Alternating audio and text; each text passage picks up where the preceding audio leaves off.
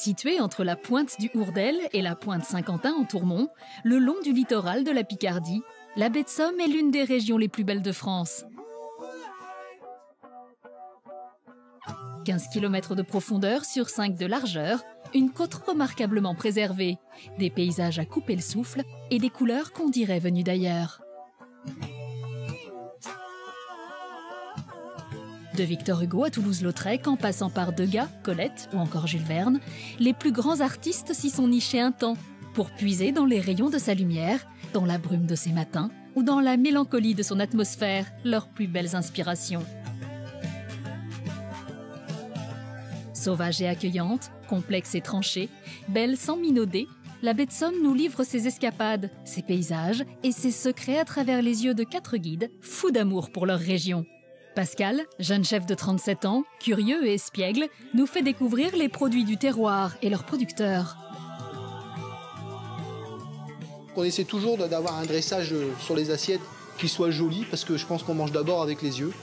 Isabelle, guide touristique chaleureuse et enthousiaste, nous étonne avec des adresses atypiques. Ça n'a rien à voir avec une vitesse ou autre. Non, c'est pas une boîte de vitesse, rien, ça n'a rien à voir avec une voiture. Jean-Michel, guide nature depuis près de 40 ans dans la baie, nous ouvre les horizons d'une faune insoupçonnée et multiple. Je veux bien papoter avec toi, mais il faudrait que tu m'écoutes un peu. Enfin, Christian, architecte des bâtiments de France, passionné d'histoire et d'histoire de l'art, nous emmène à la rencontre des plus beaux monuments de la baie. C'est vrai que Mer, c'est un peu considéré comme une belle endormie. Oui, ça veut dire qu'on a pris conscience très tardivement de la qualité incroyable qu'elle possède. Le Crotoy, Saint-Valéry, Abbeville, Saint-Riquier et Mers-les-Bains sont les principales étapes de ce grand voyage. Et c'est parti pour une balade sur le littoral avec Christian. Nous sommes sur les hauteurs de Mers, qui se trouve ici en contrebas. Et à partir de 1850, l'engouement à la fois pour la villégiature et l'arrivée des chemins de fer va transformer complètement la commune qui va, dans les années 1870, planifier tout ce quartier balnéaire que nous apercevons ici en contrebas. C'est dans ce contexte que d'incroyables villas commencent à apparaître. Elles sont de style néoclassique, anglo-normand, art nouveau et même art déco. En 20 ans, les architectures se juxtaposent et un quartier de 500 maisons colorées s'implante sur le front de mer. Pour découvrir ce quartier, nous allons rejoindre Louise, qui est céramiste et qui va nous parler de son travail. Bonjour Louise. Bonjour. Vous allez bien? Très bien, merci. Donc vous êtes céramiste? Tout à fait. Et là vous vous trouvez en Normandie alors que moi je suis encore en Picardie. Tout à fait. En fait, on reconstitue une borne qui date de la fin du 19e et qui symbolise donc la limite entre les deux régions, les deux départements et les deux communes de Mers et du Tréport. Mers et le Tréport. Voilà. Donc je vais vous inviter à venir avec moi en Picardie pour parler de ces belles villas et de leur céramique. Avec plaisir. Une trentaine de céramiques ornent les façades des villas. Elles indiquent le nom de chacune d'elles, souvent des prénoms féminins ou des termes empruntés à la nature. On croise alors la bourrasque, le clair de lune et même le crépuscule. Et donc, nous voici devant cette fameuse villa. À l'époque de la construction de ces villas, les architectes en fait dessinaient tout. C'est-à-dire qu'ils dessinaient les poignées de porte, les portes, toutes les ouvertures, les fenêtres, toutes les boiseries, tout était dessiné. Et après, ils proposaient aux clients, sur catalogue, des décors céramiques qui pouvaient être donc le nom de la villa avec un décor en relief autour, des cabochons, des frises. La céramique, c'est un détail dans la façade, mais c'est un détail qui a son importance parce que c'est ce qui va faire vibrer la façade, c'est ce qui la différencie de sa voisine.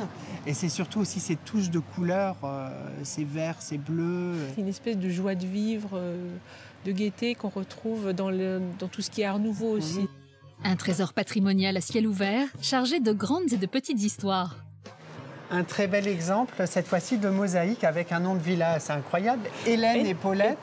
Alors ça devait être les filles des propriétaires à l'époque.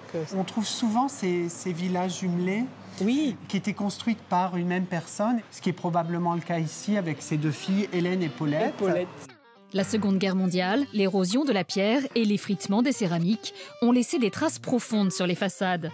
Mais grâce au travail de Louise et de beaucoup d'autres artisans, le front de mer retrouve ses belles couleurs. Une restauration parfois laborieuse, mais essentielle pour la préservation de ce patrimoine. Il y a 30 ans, ça intéressait personne, c'était plutôt embêtant parce qu'on ne savait pas comment on allait faire, est-ce qu'on allait pouvoir restaurer, on ne savait pas. C'est vrai que mer, c'est un peu considéré comme une belle endormie. Oui, ça veut dire que tout à fait. on a pris conscience très tardivement de la qualité incroyable qu'elle possède, alors qu'elle a un caractère complètement incroyable et préservé. Et unique, parce qu'il n'y a pas autant de maisons à la suite comme ça, et ouvertes et offertes à tout le monde. Et maintenant, changement de décor. Sur les hauteurs de Saint-Valery, l'un des 3 ports de la baie de Somme, c'est le calme avant le flot, car ici, pas de tempête, mais une montée des eaux qui va recouvrir tout le panorama. Jean-Michel en profite pour nous emmener faire une petite balade en kayak. Je suis équipé pour retrouver Mathieu en kayak et alors motivé. Mathieu, c'est notre guide nature, capitaine de l'expédition kayak. Alex, son ami photographe, se joint à nous et pas question de traîner, la marée n'attend pas. 1, 2, 3, hop!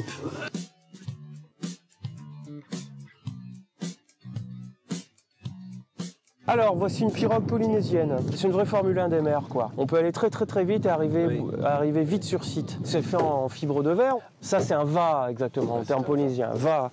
Ensuite, vous avez des yatos qui tiennent le va au hama. Va, yato, hama. Le tout, c'est un prao. Ce type de pirogue existe depuis plus de 4000 ans. Les Polynésiens s'en servaient pour explorer les mers et migrer d'île en île. Sa malléabilité en fait aujourd'hui une embarcation idéale pour les randonneurs en mer. Là, marée basse, de temps en temps, on va toucher le fond. Par sécurité, c'est moi qui sors du bateau et qui pousse s'il y a besoin.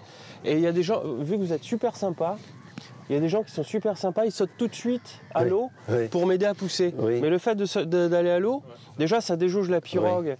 Et puis il y a un courant qui va taper sur la pirogue, qui va taper sur votre cheville. Et aussi, surtout, moi j'ai pied. Vous aurez pied, mais peut-être avec de l'eau jusque-là. parce qu'il y a des trous. C'est plus drôle. Donc faites attention à vous. Après les dernières consignes de sécurité, c'est parti pour 6 km de traversée de la baie. Le panorama est à la fois changeant et apaisant. Les couleurs du ciel, du sable et de la mer se superposent. Il fait si bon vivre sur les flots. Alors ici, vous êtes dans un milieu dunaire, donc pourquoi ça bouge? Parce que le sable bouge. Le fleuve, il a un régime pluvial. Il est plus ou moins gros, selon les saisons, enfin selon les pluies. Du coup, ça sculpte le sable. Les vents dominants, ils viennent de notre gauche, ouest, sud-ouest, ce qui fait que les bancs de sable bougent. Les dunes bougent comme dans un désert, en fait. Et ensuite, les marées, plus ou moins fortes, donc ça vous redessine tout. Au loin, on aperçoit des dunes qui émergent de l'eau. Ce sont des bancs de sable. Ils résultent de l'action combinée du vent, du courant et des vagues. Ces bancs de sable sont aussi le logis des phoques en baie de Somme, leur aire de repos. Il y a le flot qui va bientôt arriver et aujourd'hui il y a une très belle marée, il se peut qu'il y ait un mascaret qui passe devant vous. Un quoi? Un mascaret. Et c'est quoi? C'est une énorme vague. Une grosse vague provoquée par l'onde de la mer au moment des marées. Elle arrive tout d'un coup sans crier gare et peut être assez spectaculaire. C'est un tiramisu. Un tsunami la vague qui arrive là-bas.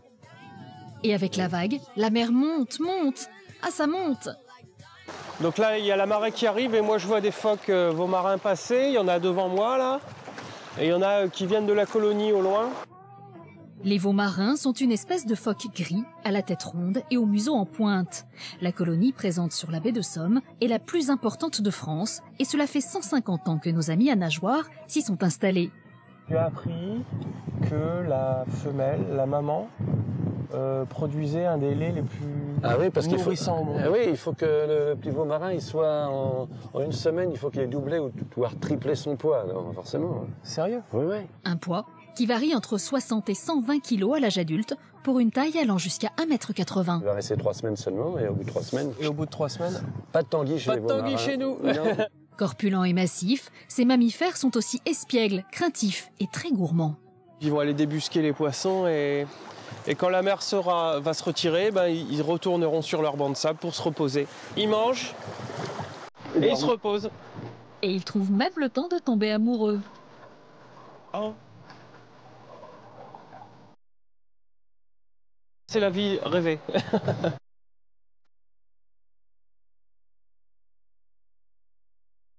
Allez les amis, je vous invite à reprendre place. Bon, c'est pas tout, mais la terre ferme se réduit comme peau de chagrin. Et il y a 6 km à faire pour le retour. En route, Moussaillon. Après les flots, c'est sur des rails que l'on poursuit notre exploration de la baie, avec Isabelle, guide à bord du plus vieux train touristique de France. Elle nous présente Alain, chef cuisinier, en pleine préparation du dîner des voyageurs. Je vois que tu nous as préparé de belles assiettes. De quoi est-il composé ce bon menu? Alors c'est une mousse de Saint-Jacques. D'accord. Avec des salicornes, des bouchons, des mouilles de bouchons, des coques et une vinaigrette d'herbe. D'accord, donc exclusivement déjà voilà, typique baie de Somme, de la baie. De la région de la baie de Somme, d'accord. Et alors ensuite... après, c'est un jarret d'agneau aux pommes et au cidre.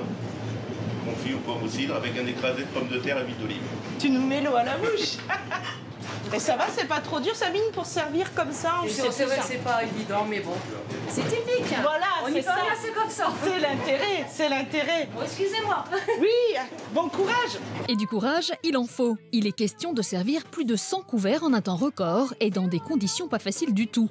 L'équipe du dîner à bord a même connu des situations dignes d'un film d'aventure. On était sur la passerelle et puis en fin de compte, le chef mécano, il a vu le gars qui était sur la passerelle pencher un petit peu comme ça, puis il s'est dit « Oula, j'arrête aussitôt, il y a un problème ». Et en fin de compte, la loco est partie sur une rail et le wagon cuisine sur une autre voie. Alors du coup, on a servi la première entrée sur un train à moitié déraillé. Alors que l'équipage s'active, les paysages défilent, le train traverse la baie sur 7 km de rail, entre Saint-Valery et Noyelles. On y croise du bétail, des chevaux et autres agneaux de présalé. Et c'est en tête de train, dans une locomotive Belle Époque, datant de 1905, que ça chauffe le plus. C'est à la fois le conducteur et mécanicien en même temps. Sur une locomotive à vapeur, celui qui conduit, c'est le mécanicien. Ah, d'accord. Le mécanicien et le chauffeur, celui qui fait le feu. D'accord. Pour faire avancer la machine, il y a ce qu'on appelle le régulateur. D'accord. C'est ce qui permet de prendre de la vapeur dans le double, la vapeur bien sèche, pour envoyer dans les pistons de chaque côté. Les pistons, c'est ce qui va faire tourner les roues motrices. D'accord. Et ici, il y a un volant, là. Bah oui, je vois ça avec une espèce de règle, là.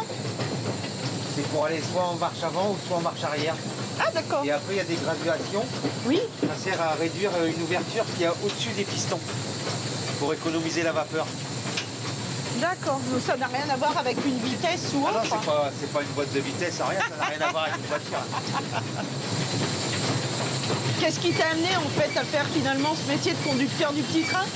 Quand j'étais petit, il y avait un ferrailleur en haut de Saint-Valery. Il avait des vieilles locomotives, on allait faire du feu dedans. Avec mon frère, on allait s'amuser.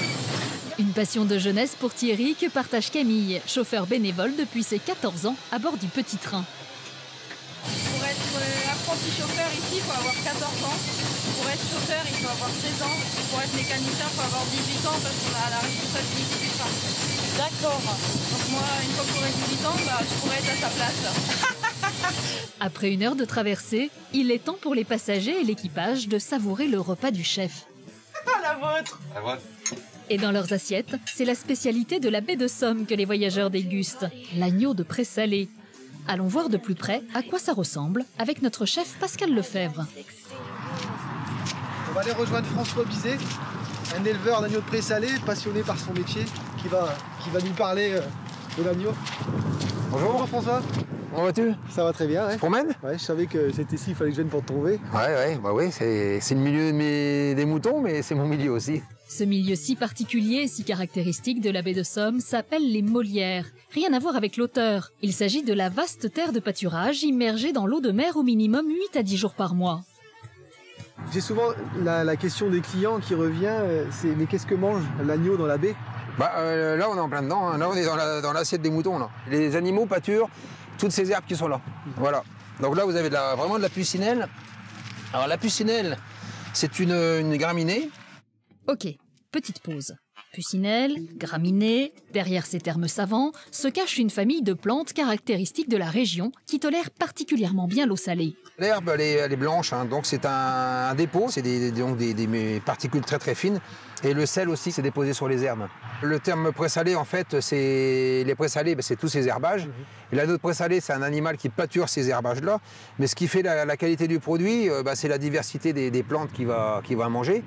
le fait que toutes ces plantes soient recouvertes par l'eau de mer. Mais c'est pas le sel, hein, c'est le milieu, c'est la marche. Des agneaux athlétiques donc et particulièrement robustes. Dans le troupeau de Monsieur Bizet, on retrouve 2 races d'agneaux originaires d'Angleterre, les Suffolk et l'Hampshire. Implantés dans la région depuis la fin du 19e siècle, ils sont réputés pour supporter des conditions climatiques extrêmes. Sur l'ensemble de la baie, on compte environ 4000 agneaux qui font le bonheur des gourmets et la fierté des locaux. Donc là, au niveau race, tu as une brebis, toi, ça fait une croisée Hampshire Suffolk. On le voit, la laine. On a la tête noire, les autres ont la tête blanche. Ouais, voilà, celle-là. Après, tu as une Suffolk pure race, comme là-bas, là, celle qui a vraiment pas de laine du tout sur la tête. Ouais. Et après, tu as celles qui ont des têtes blanches, là, c'est soit des Île-de-France. Voilà, il y a encore un peu de croisée et de boulonnais dedans, quoi. N'est pas agneau de présalé qui veut, d'où la particularité de ces races qui, au fil des siècles, ont su s'adapter à la baie de Somme et à ses pâturages. C'est vraiment un produit local, hein, avec des hommes locaux, parce que c'est pareil, pour élever des moutons sur les présalés, il faut des éleveurs, mais il faut aussi des gens qui connaissent la baie. Ouais. Parce qu'il faut connaître les marées, il faut connaître les courants, il y a des sables mouvants, il faut connaître aussi l'animal, parce que s'il y a de l'orage, les animaux ne vont pas se conduire de la même façon que quand le temps est calme, parce qu'on ne conduit pas un troupeau de 1000 brebis comme une voiture. Hein. Un savoir-faire que Monsieur Bizet a hérité de son grand-père et de son père, une histoire de famille donc qu'il compte bien perpétuer. À quelques kilomètres de là, aux portes de la Picardie, dans la cité historique de Saint-Riquier, trône une splendide dame blanche, l'abbaye de Saint-Riquier. Ouvrage architectural monumental dominé par une tour centrale de 50 mètres qui fascine par sa dentelle de pierre et impressionne par son entrelacement de statues. Christian Doual nous emmène à la découverte de son histoire aux côtés d'Anne Potier, directrice générale du lieu. Alors en quelques mots, est-ce que vous pouvez nous raconter un peu l'histoire de ces pierres? C'est une très longue histoire puisqu'elle remonte à plus de 1000 ans, près de 1400 ans. Cette abbaye a été fondée en 625, c'était un ermitage. Et puis bien sûr, elle a connu de nombreuses destructions, reconstructions. Elle a été protégée par tous les rois de France, aidée, et elle a acquis un rayonnement très exceptionnel dans toute l'Europe et notamment, bien évidemment, en Picardie-Maritime. Les guerres, les pillages et les destructions auraient dû l'anéantir. Mais elle se dresse aujourd'hui majestueuse, superbe, orgueilleuse, presque comme un pied de nez à son propre destin. En plus de son architecture, on m'a parlé de très belles statues. Oui, de magnifiques, une statuaire justement aussi picarde, magnifique. Il y a une école à Abbeville, une école à Amiens qui était absolument remarquable. Et si vous voulez, on peut aller en découvrir, en admirer quelques-unes. Je vous suis. L'église recèle en tout 59 statues représentant des saints, des rois et autres scènes bibliques. 29 de ces statuaires picardes, typiques, sont aujourd'hui classées. Vous avez donc la Saint-Riquier, évidemment le saint qui a donné son nom à l'abbaye. Vous avez Saint Vigor, qui effectivement a évangélisé la Picardie maritime. Vous avez à côté Saint Benoît, bien sûr, qui représente l'ordre bénédictin, qui est l'ordre de cette abbaye. Et donc vous avez ici leur représentation avec cette rondeur, cette espèce de presque, je dirais, de sensualité de cette magnifique statuaire picarde. D'accord. Anne nous raconte les statues, les murs, les chagrins et les fiertés de cette abbatiale, mais aussi et surtout l'histoire de celui dont elle porte le nom, Ricarius de Saint-Riquier, seigneur picard évangélisé par 2 moines irlandais, un homme pieux, aimé et respecté par ses ouailles, qui lui prête le don de guérir. Les légendes disent qu'il désaliénait les fous, les malades mentaux, mais aussi une légende dit qu'il est arrivé à faire en sorte que des prisonniers qui passaient ici devant Saint-Riquier furent délivrés de leurs chaînes. Donc il y a les chaînes aussi bien spirituelles que matérielles. L'abbaye de Saint-Riquier attire donc les foules depuis toujours. Son rayonnement s'étend sur toute l'Europe par la beauté de son architecture, mais aussi en tant que haut lieu de la création et de l'innovation. Ici, c'est inventé pour la première fois. On a écrit le premier livret musical d'Occident. Voilà, la musique s'est écrite parce qu'on avait besoin. On chantait ici, 7 jours sur 7, toutes les heures de l'année étaient chantées. Et pour mémoriser, Angilbert, qui était le gendre de Charlemagne, a désiré que les moines puissent retenir tous ces chants. Il a fallu donc inventer une manière de les noter. Et ici s'invente le livret musical. La visite continue et les secrets se dévoilent. Ce qui nous mène à la salle du trésor qui abrite une magnifique et rarissime peinture murale. On y découvre le dicte des 3 vifs et des 3 morts, mais aussi le songe du Capet, premier souverain de la dynastie capétienne. Dans ce rêve, il lui est dit « Si tu vas récupérer les restes de Saint-Riquier et de Saint-Valéry qui ont été volés de manière ignominieuse donc à Saint-Riquier, et si tu les ramènes à Saint-Riquier, ta dynastie régnera sur la France. » Et il a donc ramené les restes de Saint-Riquier à Saint-Riquier, ce qui a fondé la légitimité de son règne sur la France. Et donc, cela vous montre le lien extrêmement important entre le pouvoir spirituel de l'abbaye de Saint-Riquier et le pouvoir royal. Un lien extrêmement profond, extrêmement ancestral et symboliquement très fort. Et c'est dans la cour que l'on retrouve l'un des plus anciens vestiges de l'abbaye. Je vais vous montrer une particularité extrêmement importante de l'abbaye qui explique sans doute pourquoi elle fut construite ici. Vous voyez ici cet arbre, c'est un if très ancien qui a plusieurs siècles, 3 ou 4 siècles, et qui a sans doute été effectivement planté ici à l'aplomb de la source qui est plusieurs mètres en dessous de nos pieds, juste ici. Alors cette source est dite miraculeuse depuis des siècles, des milliers de gens venaient de toute la Picardie maritime et même d'au-delà pour venir prendre de l'eau parce que cette source était censée guérir les maladies de peau et guérir les goitres, c'est-à-dire la tuberculose. Cette tradition se perpétue, notamment le 1er mai, puisque c'était le 1er mai, la grande fête de Saint-Marcoul ici, et donc elle se perpétue effectivement. C'est avec des images plein la tête et le sourire aux lèvres que la visite de Christian s'achève. Merci beaucoup. C'est moi qui vous remercie. Accueilli. Mais il nous en a fait l'aveu en off. Il reviendra.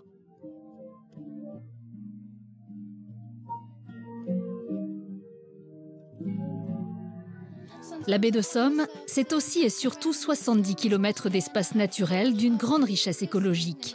Autant dire un gigantesque terrain de jeu pour toutes sortes d'oiseaux, de bétail et autres chevaux. En parlant de nos amis trotteurs, la baie dispose de sa propre race, les Hanson. Jean-Michel nous emmène à la découverte de son histoire. Et il semblerait que notre guide ait un véritable don pour murmurer à l'oreille des chevaux. C'est beau, toi, tu sais. Écoute, il mange mon manteau, hein, c'est pas grave.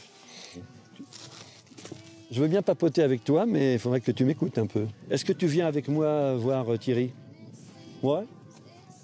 Bon, bah moi je vais tous. Tu viens toi peut-être, non? Non, non plus. C'est seul que Jean-Michel retrouve Thierry Bizet et sa fille Margot. Cette histoire de chevaux, ça remonte à quand tout ça? Cette longue histoire, bon, qui n'est pas si vieille, qui date des années 70, hein. Bon, ça vient de papa. Papa, il était sur la ferme, c'était une grosse ferme d'exploitation de la baie de Somme. À l'époque, il y avait plein de bêtes et malheureusement, avec la crise économique arrivante, c'est l'un des précurseurs à vouloir s'en tourner sur le tourisme vert. Oui. Et donc, il avait cette idée. Mais avant d'avoir ce petit cheval, je dirais, de la baie de Somme, le Hanson, il a fait plein de croisements de différentes races. Et vraiment, le poulain qui était le plus sympathique, c'était le croisement entre une jument fjord et un anglo-arabe. La volonté première de ce petit cheval-là, c'était avoir un cheval qui vive toute l'année dehors, c'est-à-dire c'était le premier nom, le cheval rustique de la baie de Somme. C'était l'une des premières volontés, qu'il soit sympa et qu'il ait un très bon comportement. Ils sont dans leur milieu, c'est des chevaux qui ont un bon pied, ils ont l'habitude aussi des terrains, il y a aussi des risques de la baie de Somme, un peu vaseux. Les terrains un peu mous, il faut faire attention, mais c'est un petit cheval c'est notre cheval. Regardez-moi. Je suis le plus beau du quartier. Avec son petit 1,50 m, le cheval est charpenté sans être lourd. Sa jolie robe Isabelle, sa tête fine et expressive, sa crinière blanche et noire sont autant de signes distinctifs qui donnent fière allure. Il est d'ailleurs classé parmi les 23 plus belles races chevalines du monde. Pas de quoi impressionner notre guide. Jean-Michel? Jean-Michel, Margot a quelque chose à te proposer. Je viens, j'arrive. Ça va aller? Oui, je sais pas, qu'est-ce qu'il veut faire? Bonjour. On veut te faire galoper. Ah, galoper, on va peut-être éviter. Non? Monter, je veux bien tenter. Et hop, c'est parti pour la tentative. Une grande première pour notre ami des bêtes. Mais avant d'enfourcher sa monture, un petit retour sur les bases s'impose. Alors pourquoi on brosse un cheval? On brosse un cheval pour, je sais pas, pour qu'il ait l'air de... pour gratter, je sais pas. Lorsqu'on est à pied avec un cheval, on est considéré comme piéton. Oui. Si on est monté dessus, on est considéré comme un véhicule. Oui, bien sûr. On brosse le cheval, le premier point, c'est de faire le tour de son cheval, de son véhicule. Ah d'accord. Pour voir s'il n'y a pas de blessure, ah bah voilà. Si les pieds vont bien. Ah oui. Et puis après, c'est pour son bien-être. Oui. Franchement, pour mettre la selle dessus. Voilà. Et puis aussi pour prendre contact avec lui. Le brossage se fait en 2 temps. D'abord avec l'étrille en mouvement circulaire sur les zones charnues du cheval, puis avec la brosse sur le reste du corps. Et après, avec la brosse, tu vas faire quoi là? Avec la brosse, on vient brosser dans le sens du poil. Bah oui, donc, il faut toujours brosser dans le sens du poil pour obtenir quelque chose de toute façon. Voilà. Puis, il faut équiper le cheval d'une selle. Et là encore, c'est tout un art. La position de la selle sur le dos du cheval est importante. Oui. Il ne faut pas que la selle soit trop en avant. Là, la selle, elle est montée sur les épaules. Hop, elle vient là. Au milieu, dans le creux, comme ça. Dans le creux, juste à l'arrière des épaules. Et après, ce qui est important, c'est que la sangle, elle doit venir passer 3-4 cm derrière les antérieures. D'accord. Pour éviter justement les blessures. Les blessures, les frottements, tout ça. Voilà. Là, ça va être un peu difficile. C'est pas bon parce qu'on monte à droite. On doit toujours monter à gauche. Donc je monte pourquoi le côté. On monte à gauche? Le cheval, on l'utilisait pourquoi dans l'histoire? Pour tirer une charrue, par exemple. Et avant. Pour aller guerroyer, pour aller guerre. Pour guerroyer, oui. Donc comme à l'époque les gauchers étaient bannis, on prenait que les droitiers. Très juste. Pour pouvoir monter à cheval avec une épée. Ah bien sûr, bah oui, pour tirer l'épée, eh ben oui. Comme l'épée était du côté gauche, bien sûr. On pouvait monter qu'à droite, qu'à gauche. Comme ça. Allez, quand faut y aller, faut y aller.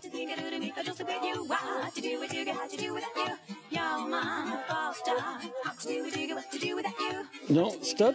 Ah, non, là j'étais bien mal parti. Non, c'est par là qu'il veut aller. Je veux aller par là.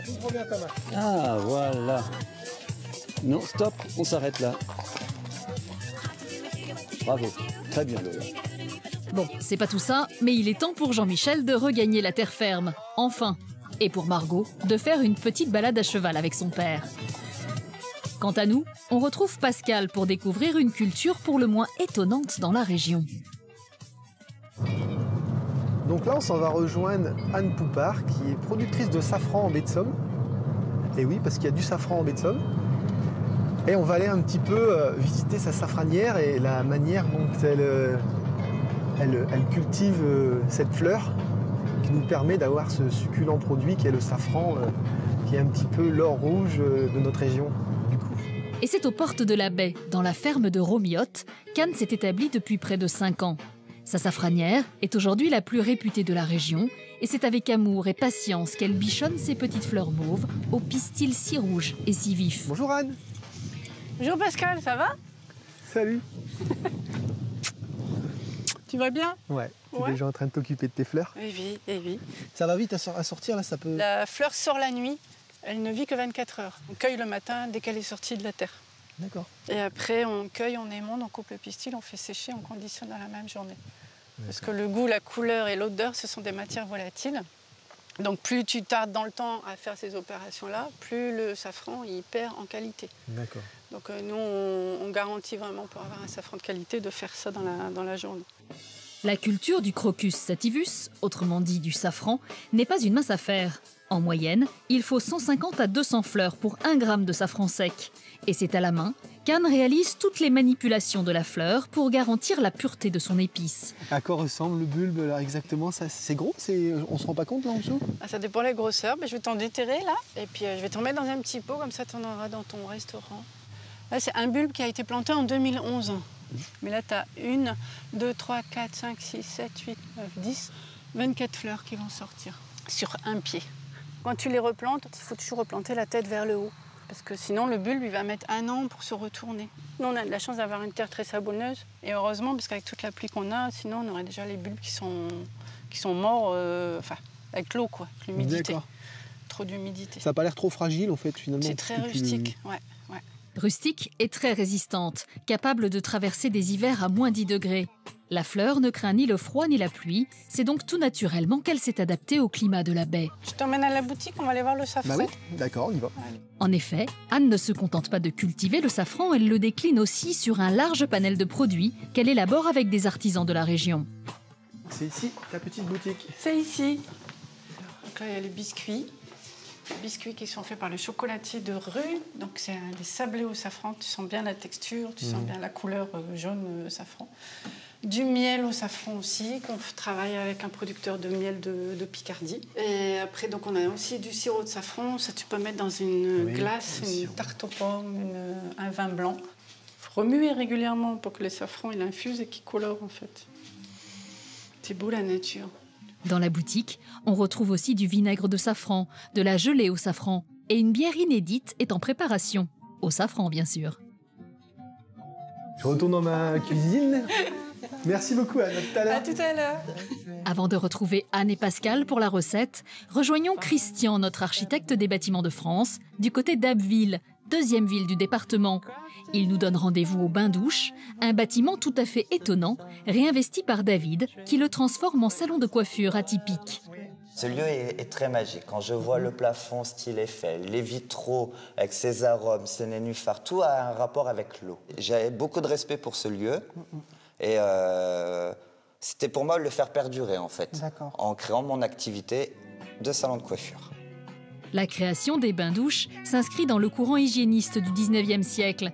Installés dans les villes ouvrières, ces équipements marquent une réelle révolution pour l'époque, celle de l'accès à la propreté pour tous.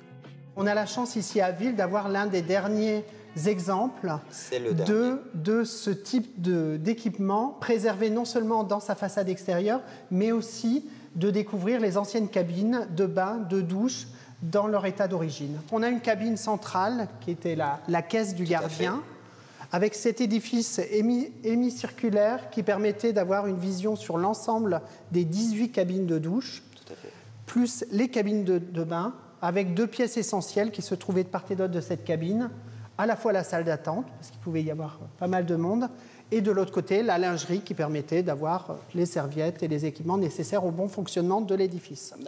Une organisation bien huilée et pour cause. En moyenne, les bains-douches accueillaient 30 000 personnes par an, une centaine environ par jour. Tous rationnés à 15 minutes d'eau, pas plus. Le lieu est dans un état, un très bon état.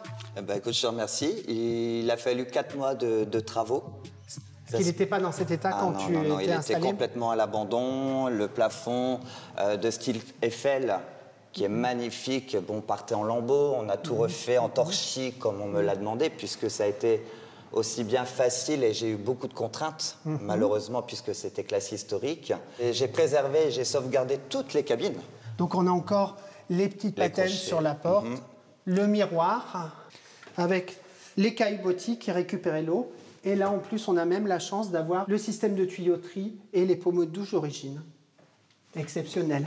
David ne se contente pas de rénover les lieux, il s'amuse avec les objets d'origine et les détourne avec humour. Les baignoires se transforment alors en table basse, les anciens réceptacles à eau en vase et les pommeaux de douche en nature morte décorative. Il y a même une baignoire là-haut. Alors cette baignoire, elle est d'origine également. Et en fait, c'est un peu ironique, on voulait qu'elle trône vraiment. Elle surveille un peu le lieu. Tout à fait. Très bien. Chineur invétéré, amoureux des beaux objets, David ne pouvait que succomber au charme de ce lieu hors norme. David, merci beaucoup de m'avoir accueilli. Je t'en prie, merci à toi. Et puis, je te souhaite une très bonne journée. Je suis content de t'avoir refait redécouvrir ce lieu à ma manière. Voilà. Et puis, à bientôt. À très bientôt. Pas pour un bain, mais une petite coupe de cheveux, ça pourrait être sympa. Merci. Je te raccompagne. La visite nous a donné soif. Qu'à cela ne tienne, direction la brasserie de la Somme, où Isabelle nous présente un couple fort sympathique. Lui, c'est François, paysagiste de formation. Elle, c'est Marie-Laure. À la base, elle est pépiniériste. Il y a 5 ans, ils décident de se lancer dans une aventure un peu folle, brasser de la bière. On aime beaucoup ce qu'on fait et on y prend beaucoup de plaisir. Je crois qu'on apprend tous les jours beaucoup de choses. Aujourd'hui, leur brasserie est une enseigne incontournable de la baie de Somme. Le temps d'une visite, ils partagent leur passion avec Isabelle et livrent même quelques secrets de fabrication. Je vais t'expliquer un petit peu comment ça fonctionne ici. Ça, c'est vraiment ce qu'on appelle l'unité de brassage. Anne est en train d'évacuer les drèches. Les drèches, en fait, c'est ce qui reste après la filtration. Dès le matin, on verse le malt dans l'eau. Ça se mélange pendant plusieurs heures. Et très lentement, toute l'eau va prendre toutes les qualités, toutes les propriétés du grain. Maintenant, l'eau, c'est plus de l'eau, c'est la future bière. C'est ce qu'on appelle le mou.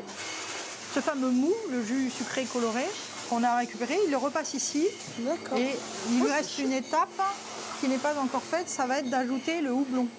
Donc Anne est en train de préparer le houblonnage. Il va faire juste après. Voilà, c'est le moment. Et le houblon va servir à apporter de l'amertume et des arômes à la bière. Après le maltage, le brassage et le houblonnage, vient l'étape cruciale de la fermentation. C'est le moment d'ajouter les levures qui, sous l'effet de la chaleur, vont transformer le sucre en alcool. C'est parti pour 4 semaines en cuve. D'accord, 4 semaines en cuve. Une semaine de fermentation haute en général et 3 semaines de fermentation à basse température qu'on appelle la garde. La brasserie de la Somme produit près de 64 000 litres de bière par an, soit 1500 litres par semaine, qu'il faut alors mettre en bouteille et étiqueter. Le paquet d'étiquette est en haut, la bouteille se présente devant et la machine prend l'étiquette, lui met de la colle dessus et vient coller sur la bouteille. Après, il y a un petit tampon qui vient bien fermer, bien s'assurer que c'est bien collé et voilà, et ça ressort. C'est la finition du produit en fait. Ça y est, c'est la fin, ça va partir. Après ça va partir, mais il y a encore un gros travail. 80% du travail, après c'est la commercialisation. Je le perturbe, alors il fait des bêtises. Voilà. Bon Isabelle, je te propose un truc, c'est qu'on parle, mais il va peut-être falloir aller la goûter cette bière, non? Ah, mais avec plaisir. On y va. Pour ce qui est de la dégustation, Isabelle a l'embarras du choix.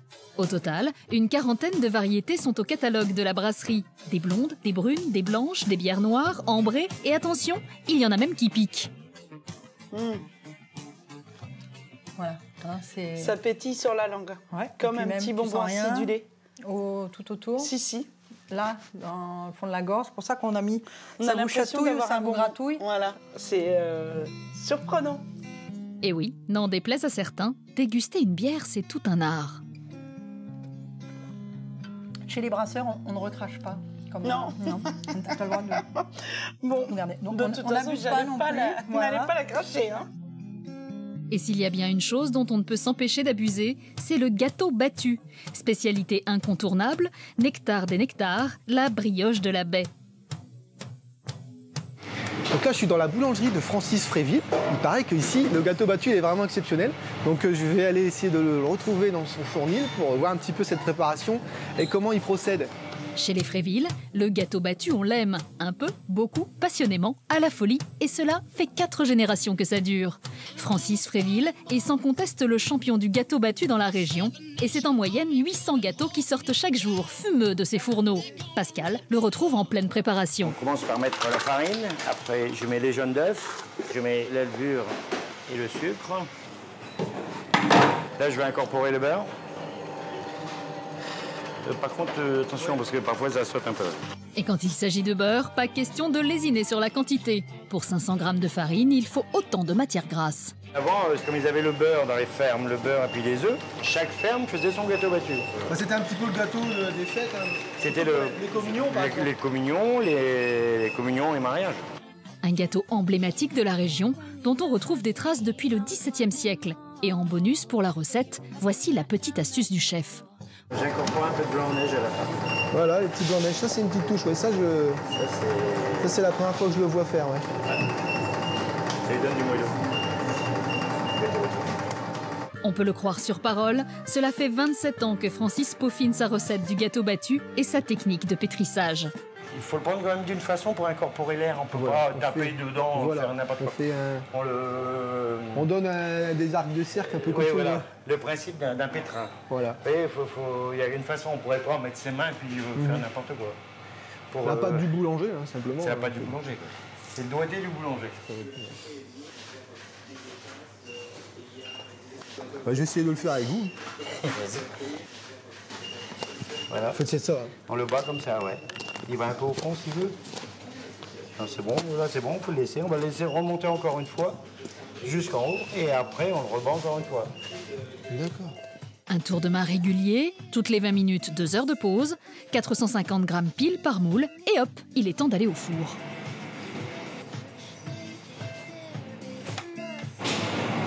C'est parti pour 17 minutes. Il ne reste plus qu'à le déguster. Et quand il est rassis, ça se mange très bien avec du foie gras aussi. Miam. Merci beaucoup Francis, c'est gentil. Super, il est encore chaud. Merci. Chaud, ouais, je vais attendre pour fermer la boîte. Bonne journée, bon courage. Encore merci. Pascal s'éclipse pour déguster son gâteau tant qu'il est chaud. Et nous retrouvons Isabelle dans l'atelier de Romain, restaurateur de vitraux anciens. Coucou. Coucou. Ça va Romain? Ça va bien. Alors encore en plein travail? Ouais, je suis en train de restaurer des vitraux d'une église. C'est des vitraux qui sont du 19e. Ok, superbe. Donc ils étaient en très mauvais état et même on pourrait considérer que c'était carrément du sauvetage. J'ai déplombé les panneaux, j'ai nettoyé tous les morceaux de verre un par un. D'accord. Voilà. Et donc maintenant je vais les replomber. D'accord. Je vais exactement avec le même plomb d'origine. D'accord. Il faut que le plomb soit parfaitement bien serti. Entre chaque zone? Entre chaque zone. Faut pas qu'il y ait de jeu en fait. Hein. Parce que pour un vitrail de 1 mètre carré, on a un jeu entre 3 et 5 mm seulement. Ah oui, c'est limité. C'est très limité. Pas trop le droit à l'erreur. Tout à fait. Minutieux, appliqué, Romain s'efforce de reconstituer le vitrail au plus proche de sa forme originelle. Si tu as cassé un morceau de verre, il faut que tu recherches exactement la même référence de verre. Tu n'as pas le droit de mettre un demi-ton. Le but, c'est de se rapprocher. Une restauration, c'est bête à dire, mais une bonne restauration, c'est une restauration où on ne voit pas que tu es passé. L'art de la restauration est celui de capter les plus subtils détails. Le rouge n'est plus juste rouge, mais plutôt ocre ou orangé. Romain passe au crible chaque caractéristique du verre qu'il utilise, son épaisseur, sa transparence et jusqu'à la manière dont il laisse filtrer la lumière. On est toujours content quand on se dit ça y est, hein, ça c'est un vitrail où ça y est, c'est restauré, c'est sauvegardé, et puis limite notre passage on s'en fout un peu parce que le but c'est qu'on a pu préserver l'œuvre qui était dans l'église, quoi. Et ce n'est pas toujours de tout repos. Donc là, il faut que je fasse ça. Il faut d'abord que je mette cette partie-là, que je fasse ça. Ici, il faut que je monte là. Ça va être chaud. On l'aura compris, pour être un bon vitraliste, il faut savoir être patient et concentré. Donc moi, je vais te laisser terminer. Je te remercie pour ton accueil. Bah, c'est gentil de m'avoir présenté toutes tes créations. Je te remercie. C'est vraiment extraordinaire. Et n'hésite pas à passer quand tu veux. C'est gentil, je te remercie. Je t'en prie. Bonne journée à toi. Bonne journée. C'est au village du Crotoy, à 20 mètres du port, qu'une belle auberge de briques rouges fait jaser les guides gastronomiques et frétiller les adeptes de la bonne cuisine régionale. Il est tout juste 13h et en cuisine, ça chauffe. Tu as 2 agneaux seuls qui marchent à la mûre. C'est prioritaire? Ouais, bah alors je te les donne. Ça marche. Après nous avoir présenté le safran, l'agneau de présalé et le gâteau battu, c'est dans sa cuisine qu'on retrouve Pascal qui jongle avec les plats et les coquetteries de dressage. Tu vas pouvoir mettre les 2 agneaux sur le passe avec une petite pluche et un peu de sel sur la côte. Tranchettes de charolais, réduction de bière aux fruits rouges, millefeuilles de dorade au basilic. Oui, mais un petit pic, pas que ça bouge. Foie gras poêlé sur lit de pain d'épices et son tourbillon de fruits rouges, les saveurs s'entremêlent et l'eau monte à la bouche. Pascal, lui, garde les pieds sur terre. Pour notre chef, la grande gastronomie, c'est simple et sans chichi. La bonne cuisine, c'est la cuisine où on respecte les produits. Faut pas des cuissons trop longues, trop brutales. Il faut que les gens savent encore ce qu'ils mangent, déjà. On reconnaisse le produit. Faut que le bœuf ressemble au bœuf, l'agneau à l'agneau. Le poisson, faut encore qu'on voie que c'est du poisson qu'on mange. Faut que le client, en visuel, il ait déjà l'impression de manger un produit qu'il devine encore, quoi. Donc on essaie toujours d'avoir un dressage sur les assiettes qui soit joli, parce que je pense qu'on mange d'abord avec les yeux. Là, je t'envoie les 2 directs, une tranchette saignante et une dorade. Amoureux fou de la région et de ses produits, c'est un menu 100% baie de Somme qu'il concocte pour Anne. Je voulais te faire voir une recette avec mon safran, en utilisant les coques, l'agneau de présalé, l'incontournable. Un agneau en côtelettes, brochettes et navarin dans la même assiette. Moi, je laisse la vertèbre, comme ça les côtes se tiennent mieux dans l'assiette. Au niveau des brochettes, tu mets un petit morceau de rognon. On va mettre un morceau de poivron rouge. Tu enchaînes sur un morceau de gigot. Et pour la partie de l'agneau confit, on va utiliser des petits plats en terre. C'est une cuisson un peu classique du navarin, donc tu vois là ça a bien confit. Alors, pour le Navarin, c'est de l'agneau en morceaux, des navets, des pommes de terre moyennes. J'ai mis des carottes aussi. Il y a des carottes, des oignons, de l'ail, un petit peu d'herbe de Provence, le tout revenu à l'huile d'olive. Et puis on mouille avec le jus qu'on a réalisé avec les os d'agneau. Puis on lance la cuisson des côtes et brochettes d'agneau à feu frémissant sur un filet d'huile d'olive. Là, on va faire les coques de la baie. La cuisson, ça va aller super vite. On met les coques. On met le jus d'une pomme. On va les faire monter en température très vite. Donc là, ça va bouillir pour créer vraiment une vapeur dedans. Toutes les coques vont s'ouvrir. Et là, on va mettre quelques pistils de safran. On y ajoute une échalote en petits dés, une demi-pomme ciselée et un peu de crème pour lier la sauce. C'est vite fait de faire la cuisine quand on va bien. C'est toujours plus compliqué chez nous. Facile et rapide, à peine 2 minutes plus tard. Voilà, la cuisson des coques est terminée. Une cuisson très rapide. Il ne faut vraiment pas les laisser longtemps. Sinon après la chair des coques se rétracte. Elles deviennent un petit peu caoutchouteuses, on se régale moins. Et avec Pascal, on ne perd pas une seconde. Les coques refroidissent. Il en profite donc pour dresser l'assiette de l'agneau. Donc j'ai préparé une petite ratatouille tout à l'heure. C'est une assiette qui est pleine de couleurs, donc c'est vrai qu'à dresser, elle est assez facile. On va se servir des pommes de terre pour faire tenir la côte. Le pois gourmand, c'est surtout pour ajouter un petit légume vert et puis de la couleur surtout. 30 minutes après le début de la préparation, voici venu le moment tant attendu. Et voilà, on goûte? Allez, on goûte. Allez, on va commencer peut-être par les coques. Ouais. C'est bon. Donc ça, c'est les premières coques de la baie en plus, c'est bien. Ouais, on va aller en chercher et je vais en faire ce soir à la maison. C'est extra. Voilà. Ça t'a plu alors? Ah ouais, bon. Ouais, c'était vraiment bon. À tel point qu'on a un peu l'impression de déranger. De toute façon, nous sommes attendus au château de Rambures par Christian et Aurélien Ries, régisseurs du château et chargés de l'accueil du public. Racontez-nous un peu l'histoire de ce magnifique château. Il va m'en falloir du temps pour vous raconter toute l'histoire du lieu, mais je peux déjà vous raconter un petit peu la base. L'actuel château, en fait, il a vraisemblablement été construit à la fin du XIVe siècle, sur la volonté de David de Rambures, qui est le seigneur local à l'époque, un personnage extrêmement important qui voulait un château à son image. Il va vouloir donc un château exceptionnel, et surtout, il se trouve qu'on a une époque où on fait la guerre à coups de canon, c'est tout nouveau, et les canons sont craints, ça fait beaucoup de dégâts. Et David de Rambures va avoir l'idée d'un château en briques. Donc ça tombe bien, on est dans une région plutôt crayeuse avec beaucoup d'argile. Donc avec notre argile locale, on va faire ce grand et beau château construit sur une envolée, sans talutage. Donc l'avantage de la brique, c'est qu'elle ne casse pas sur des gros blocs en fait. Quand le boulet de canon était projeté, ça faisait éclater un mur en pierre. Le même boulet pour notre mur en briques, ça donne ça. Oui, c'était plutôt tranquille.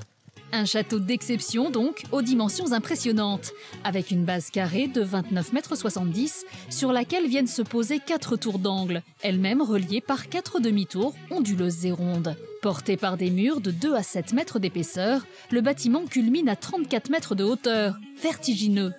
Et cela fait 600 ans que l'édifice n'a pas bougé d'un pouce, enfin presque. Donc voilà, là on arrive au niveau de la porte principale du château, qui a toujours été l'accès principal du château justement.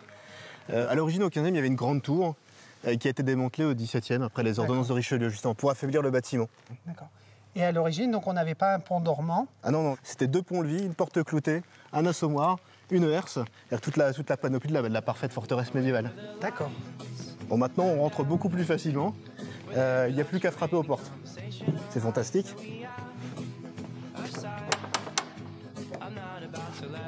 Bonjour monsieur. Monsieur de Blanchard, bonjour. Bonjour. On vous présente monsieur le comte, qui est le propriétaire du château. Enchanté. Le régisseur que vous connaissez.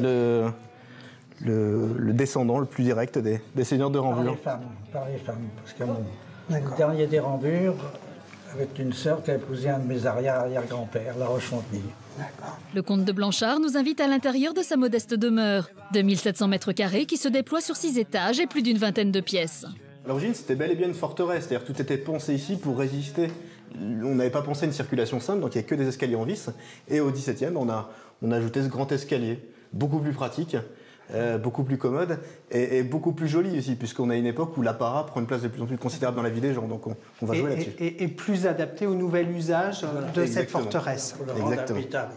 Une forteresse militaire qui se transforme donc en château d'habitation et dont les murs se tapissent génération après génération des portraits de ses occupants successifs. Donc voilà, on est dans le grand salon qui est le salon principal du château. Et c'est un des endroits du château où on retrouve la plus grande galerie de portraits familiales. Donc je pense que M. de Blanchard est le mieux placé pour vous parler de ses ancêtres. Et moi, je vais retourner à mes occupations. Je vous remercie encore de votre visite. À une prochaine. Merci. On vous libère. On vous libère. Vous avez l'arrière-grand-père de mon oncle, sa femme, mon oncle. Nostalgique, mais aussi ancré dans son temps. Le comte de Blanchard perpétue l'histoire de ce château par l'entretien de la bâtisse, mais aussi avec la création de nouveaux aménagements. Et on m'a parlé d'une roseraie dont s'occupe votre épouse. Ah, voilà, alors ça c'est je dis un caprice, dit dernièrement, mais c'est un grand désir. Elle aime les roses et elle a pu là installer à peu près 500 variétés, plus de 500 variétés de roses.